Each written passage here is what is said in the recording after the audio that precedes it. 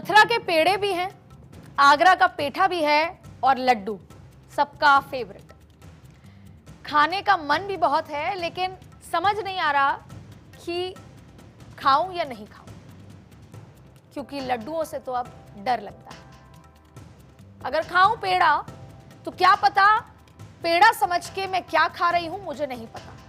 पेठा भी खाऊं जो आगरा का बहुत फेमस है, पर यह नहीं पता कि इसके अंदर क्या कुछ मिला हुआ है। क्या ये पेठा शुद्ध है भी? और लड्डू का तो ताजा उदाहरण है कि जब भगवान को लड्डू में मिलावट करके भोग लगाया जा रहा है, तो हमारे लिए तो जाहिर तौर पे लड्डू शुद्ध नहीं है। इसलिए अब लड्डुओं से डर लगता है। और आप देख रहे हैं कि ये डर सिर्फ मेरा नहीं, ये डर आपका भी है। हम आजकल इसी डर में जी रहे हैं। और सिर्फ मिठाइयों की बात नहीं है, ये डर सब्जियों के लिए है, मसालों के लिए है, दूध के लिए है, पनीर के लिए है। ये डर हर वो चीज है जो खाद्य पदार्थ है, यहां तक कि दवाइयां। कब हमारी आस्था कहां चली जा रही है, ये हमें पता ही नहीं। कब कहां कौन हमारी सेहत के साथ खिलवाड़ कर रहा है, इस बात का अंदाजा हमें है ही नहीं। पता नहीं कब हम क्या खाएं और ना जाने हमारे शरीर में क्या पहुंच जाए। जरा सोचिए, रोजाना करीब 60,000 से ज्यादा श्रद्धालु तिरुपति मंदिर जाते हैं।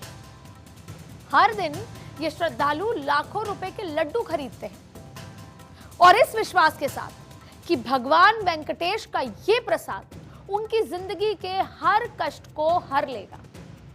और ये भरोसा इतना गहरा होता है कि जो लोग सशरीर यानी कि खुद मंदिर नहीं जा पाते, वो अपने जानने वाले रिश्तेदारों से कहते हैं कि भाई जा रहे हो तो प्रसाद जरूर लाना। किसी को लड्डू स्वादिष्ट लगता है, किसी को लगता है कि ये प्रसाद अगर मैं खा लूं या मेरा कोई रिश्तेदार खा ले तो शायद उसका कैंसर खत्म हो जाए। मेरे लिए भी प्रसाद जरूर लाना। ये बात आपने, मैंने और हमारे जानने वाले लोगों ने अक्सर सुनी होगी। ये भगवान के भोग पर उनका भरोसा है, ये उनका विश्वास है। और कहते हैं ना कि विश्वास टूट जाए तो दुनिया डिग जाएगी।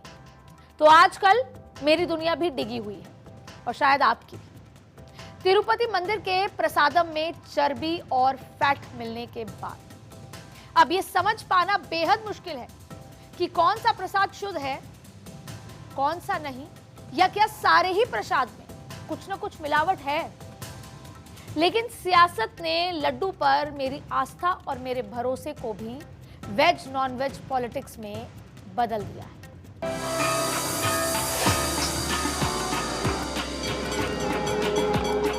देवी देवताओं का अपमान,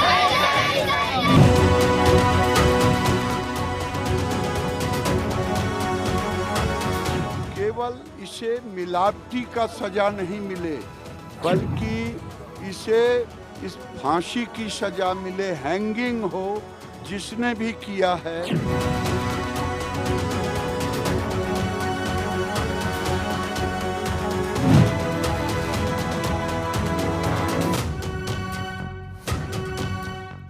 सुन रहे हैं आप, लफ्जों में जो तलखी है, ये तमाम बातें, तमाम बयानबाजी और राजनीति। वो कहने के लिए तो भगवान के प्रसाद के लिए है, लेकिन मेरे लिए तो ये जैसे हर तरफ से ठगे जाने वाला मामला। जो बयान दे रहे हैं उनके लिए सियासत हो सकती है, वोट बैंक की राजनीति भी, या सामने वाले को नीचा दिखाना, पर मेरे और आपके लिए केवल ठगे जाने जैसा मामला है। हर ओर से छले जाने का दर्द। आप पूछेंगे कि कैसे, तो मेरा जवाब बेहद सीधा है, क्योंकि मेरे लिए ये मिलावट भर नहीं है।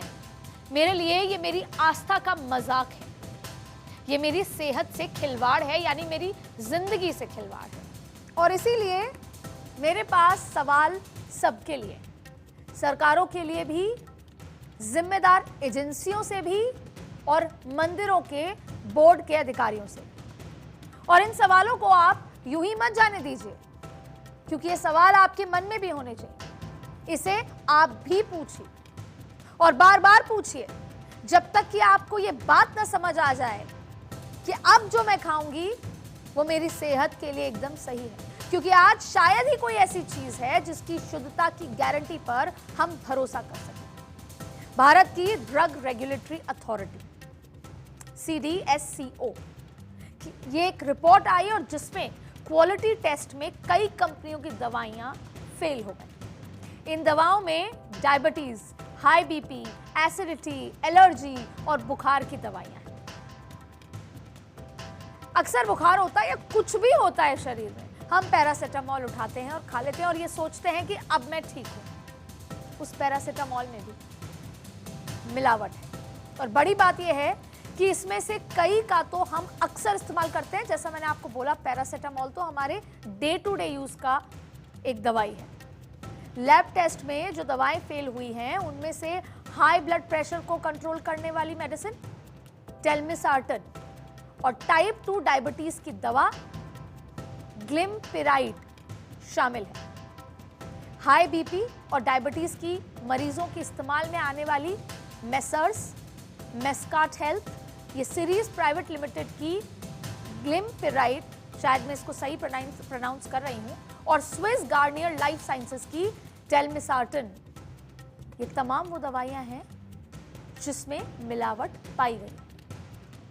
लैब टेस्ट में बुखार की दवा पैरासीटामोल 500 mg को भी फेल बता दिया गया है। बेशक इन बीमारियों की सभी दवाएं फेल नहीं हुई हैं, ये बात अलग है, सिर्फ कुछ कंपनियों की दवाइयां ही फेल हुई हैं, लेकिन इनका इस्तेमाल करने वाले लोग तो ठगे ही गए हैं ना। अभी कुछ दिनों पहले मसालों को लेकर भी इसी तरह की बात आई। मसालों के कई ब्रांड्स पर विदेशों में सवाल उठे और फिर उसके बाद भारत में भी वो कटघरे में खड़े हो गए। लेकिन उससे पहले भारत के मसालों का जिक्र दुनिया भर में होता था और आज हम जो मसालों का इस्तेमाल करते हैं या पिछले कुछ दशकों से कर रहे हैं, इस विश्वास से कि ये मसाले हमारे खाने में पड़ते हैं तो हमारी पाचन प्रक्रिया को सुधार देते हैं। लेकिन ऐसा नहीं है, जैसे ही वो मसाले हमारे खाने में पड़ रहे हैं वो और उसकी मिलावट को बढ़ा देते हैं। मिलावट का आलम तो ये है कि अनाज और खाने के तेल में भी शुद्धता मिल जाए, इसके लिए हम हर दिन नए नए जतन कर रहे हैं, नए नए ब्रांड्स ढूंढते रहते हैं। और मिठाइयाँ, बस उसके लिए तो पूछिए ही मत। और फिर त्योहारों का सीजन है, हम जहाँ खड़े हैं, दशहरा आने वाला है, नवरात्र आने वाला है, दिवाली आने वाली है, तो आप ये बिल्कुल भरोसा मत कीजिएगा कि अगर आप किसी बड़े से बड़ी 5 स्टार दुकान से भी, हाई फाई दुकान से, नामी ग्रामी दुकान से मिठाइयाँ ले रहे हैं, मावा खरीद रहे हैं, घर पे बना भी रहे हैं मावा लाकर, तो वो मावे में शुद्धता होगी। क्योंकि पुराना हिसाब आपको पता है, त्योहारों में तो नकली मिठाइयाँ, नकली मावा, नकली मेवा, नकली घी, नकली तेल, ये सब पड़ता ही है। और वही मिठाइयाँ हम लक्ष्मी जी को, भगवान को पूजा में भोग लगाते हैं, तो त्योहार में तो बाढ़ आ जाती है। मतलब कि गुणवत्ता के लिहाज से दवाई भी कटघरे में, खाने का सामान भी कटघरे में, अनाज भी, सब्जियां भी, मसाले भी, यहाँ तक कि दूध, पनीर से लेकर सब कुछ जो हम रोज अपने बच्चों को खिलाना चाहते हैं, पिलाना चाहते हैं, और दूध से दही बनता है। यानी कि सब कुछ जो भी आप सुबह उठ के सोचते हैं और रात तक ये सोचते हैं खाएंगे तो हम सेहतमंद होंगे, सब कुछ कटघरे में है, सब कुछ मिलावटी है। और मिठाइयाँ तो पहले से थी। तो अब सवाल है कि हम करें तो क्या करें, क्योंकि हवा भी साफ नहीं है और हवा नहीं है तो जाहिर तौर पे पानी भी प्रदूषित है। प्रदूषण की वजह से हवा दूषित, खाने का सामान मिलावटी और यहाँ तक कि इलाज की दवाएं भी अप टू द मार्क नहीं है। और इसीलिए आज मेरा सवाल है कि आखिर वो एजेंसियां कर क्या रही हैं जिन पर इसकी जिम्मेदारी है। हम बाजार से, आपको याद होगा कि बाजार से आप जब कोई इलेक्ट्रॉनिक सामान लाते हैं तो सबसे पहले डब्बा पलट के देखते हैं और कहते हैं कि इसमें ISI का मार्क है। अगर ISI का मार्क ढूंढ लिया, यानी कि ये इलेक्ट्रॉनिक आइटम जबरदस्त है, 5 साल 10 साल चल जाएगा और हम उसे खरीद लेते हैं।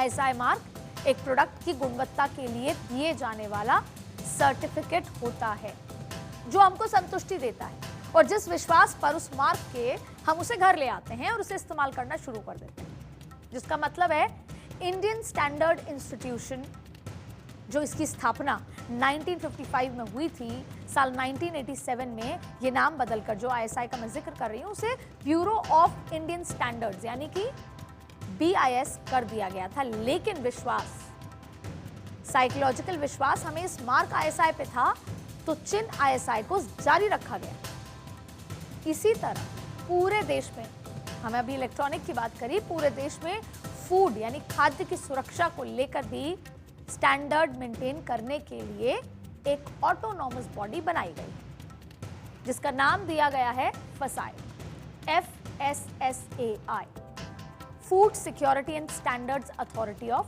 इंडिया, जिसका हिंदी में मतलब होता है भारतीय खाद्य सुरक्षा और मानक प्राधिकरण। अब आप इसकी जिम्मेदारियां भी जान लीजिए, ये बहुत जरूरी है, क्योंकि हम यहाँ पर किसी जिम्मेदार इंस्टीट्यूशन या व्यक्ति या सोच को ढूंढ रहे हैं। इसकी जिम्मेदारियां क्या है? फूड लाइसेंस प्रदान करना, फूड के स्टैंडर्ड्स को टेस्ट करना, नियमित रूप से ऑडिट करना, यानी फूड प्रोड्यूसर और मैन्युफैक्चरर कंपनी की सही ढंग से जांच करना और यह पता करना कि वह सारे स्टैंडर्ड्स का पालन भी कर रहे हैं या नहीं।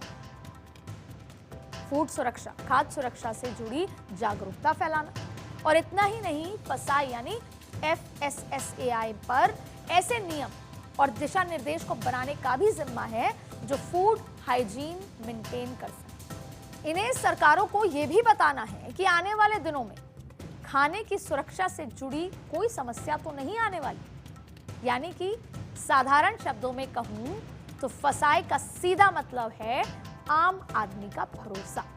FSSAI का सीधा मतलब है कि मिलावटखोरों की खैर नहीं, और इसी भरोसे के साथ हम खाने पीने की चीजें भी FSSAI का मार्क उस पर ढूंढते हैं और इत्मीनान कर लेते हैं कि अगर FSSAI का मार्क है, जैसे ISI का जिक्र कर रहे थे इलेक्ट्रॉनिक्स पे, अगर खाने की चीजों पे FSSAI लिखा है, यानी कि हम इत्मीनान से इसे खा सकते हैं, अपने बच्चों को खिला सकते हैं।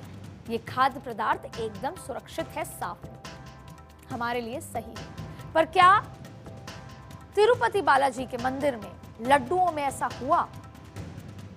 नहीं, बिल्कुल भी नहीं। तो सवाल यह है कि फिर इसमें मान्यता कैसे मिली? इस मामले में आंध्र प्रदेश की सरकार ने तमिलनाडु की जिस डेयरी कंपनी को ब्लैकलिस्ट करके उसके घी की खराब क्वालिटी को लेकर सवाल उठाया था, वो कंपनी FSSAI से सर्टिफाइड थी और इस कंपनी को अब कारण बताओ नोटिस भी जारी किया गया। लेकिन बड़ा सवाल क्या है?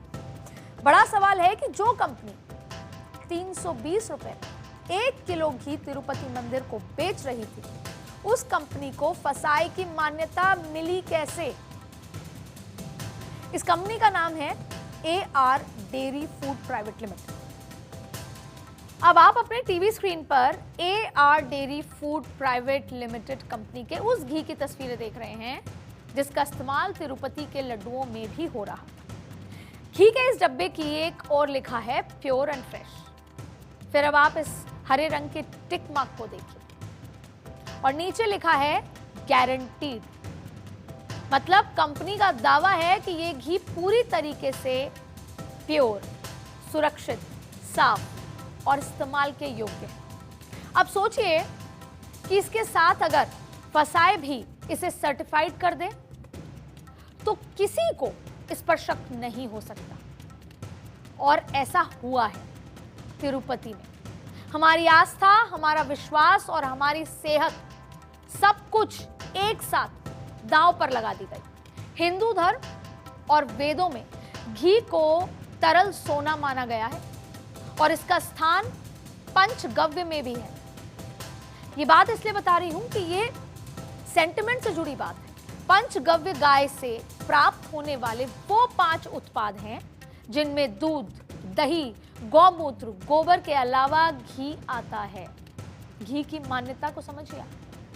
अलग अलग धार्मिक ग्रंथों से इस बात का उल्लेख मिलता है कि हवन की सामग्री प्रसाद का रूप होती है और जिसे अग्नि के माध्यम से हम भगवान के चरणों में अर्पित किया जाता है, भोग लगाया जाता है। मंदिरों में भोग से लेकर प्रसाद और हवन के लिए भी शुद्ध देसी घी का इस्तेमाल होता है। लेकिन हैरान करने वाली बात यह है कि जिस घी को शुद्ध मानकर लोग भगवान की पूजा करते हैं, अब उसी घी में मिलावट हो रही है। ये कितना बड़ा विश्वासघात है। एक माँ पूरे दिन में अगर अपने बच्चे को 2 चम्मच घी खिला दे, चाहे फिर वो दाल में चाहे रोटी में चुपड़ के, तो माँ ये सोचती है कि उसका बेटा, उसका बच्चा, उसकी बच्ची, उसके घर के लोग अब स्वस्थ हैं। घी खा लिया यानी हड्डियां मजबूत, यानी दिमाग तेज। ये एक बड़ा विश्वासघात है। लेकिन इस विश्वासघात का दूसरा पहलू ये है कि ये सब कुछ हो रहा है हमारी सेहत और हमारी जान की कीमत पर। अब आपको एक और बात बता दूं। अमेरिका की एक यूनिवर्सिटी की स्टडी में यह खुलासा हुआ कि भारत में हर साल हरी सब्जी और फसलों के लिए किसान 4000 करोड़ किलोग्राम से ज्यादा कीटनाशक, पेस्टिसाइड का इस्तेमाल करता है, और जिनके कारण कैंसर जैसी गंभीर बीमारियां होती हैं। जाहिर तौर पर अमेरिका की स्टैनफोर्ड यूनिवर्सिटी ने एक स्टडी की थी जिसमें भारत के 17 शहरों से खाने पीने की चीजों के कई सैंपल्स लिए गए और जांच में पाया गया कि 14% सैंपल में खतरनाक मात्रा में मेटल और ऐसी चीजें मिली हुई थी जिन पर कई देशों में प्रतिबंध, रोक लगाई गई। खुद भारत सरकार कहती है कि वर्ष 2022 में जब उसने 1,72,000 सैंपल्स की जांच की तो इनमें से 44,000 से ज्यादा सैंपल्स में मिलावट की पुष्टि हुई थी। कई बार आंकड़े बताने जरूरी हो जाते हैं। एक अनुमान के अनुसार देश में मिठाइयों का सालाना कारोबार 65,000 करोड़ रुपए से ज्यादा का है। दिवाली पर दूसरे किसी भी त्योहार के मुकाबले सबसे ज्यादा मिठाइयां बिकती हैं। दिवाली पर मिठाइयों की इस बम्पर मांग ने देश में मिलावटी मिठाइयों का एक ऐसा कारोबार तैयार कर दिया जो इस त्योहार के सीजन में ही सैकड़ों करोड़ों का कारोबार कर देता है। इन मिठाइयों पर फसाई मार्क नहीं होता, ये खुले में बिकती हैं, लेकिन इस पर निगरानी रखने की जिम्मेदारी भी फसाई की ही बनती है। खाद्य अपमिश्रण निवारण अधिनियम 1954, फल उत्पाद आदेश 1955, मांस खाद्य उत्पाद आदेश 1973 और वनस्पति तेल उत्पाद नियंत्रण आदेश 1947, खाद्य तेल पैकेजिंग विधिनियम का जो आदेश था 1988 और दूध और दुग्ध उत्पाद आदेश 1992। ये तमाम वो नियम थे जिनको हटाकर निरस्त करके 2006 में FSSAI अधिनियम लागू किया गया, यानी FSS अधिनियम लागू किया गया और 2008 में इसे नाम दिया गया FSSAI और इसके जरिए कई सारे विभागों की लाल फीताशाही को खत्म कर एकल नियंत्रण यानी सिंगल विंडो सिस्टम लागू करने की कोशिश की गई